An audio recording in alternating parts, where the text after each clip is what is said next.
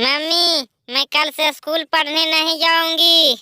क्यों नहीं जाएगी? कल से स्कूल पढ़ने टमाटर। मम्मी, टीचर को कुछ नहीं आता है पढ़ाने लिखाने। कैसे नहीं आता है टीचर को पढ़ाने लिखाने टमाटर?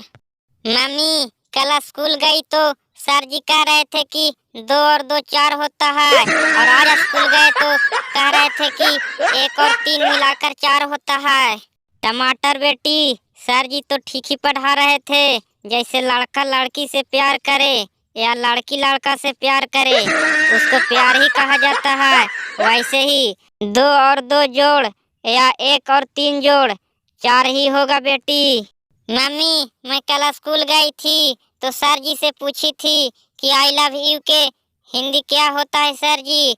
तो सर जी कह रहे थे कि आई लव यू का हिंदी मैं तुमसे प्यार करता हूँ कह रहे थे। हम स्कूल नहीं जाऊंगी मम्मी, सर जी मुझको से प्यार करने लगे हैं।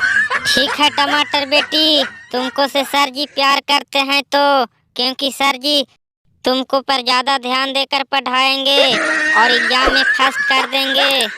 दोस्तों, अगर वीडियो अच्छा लगा हो तो प्लीज लाइक और सब्सक्राइब जरूर करें।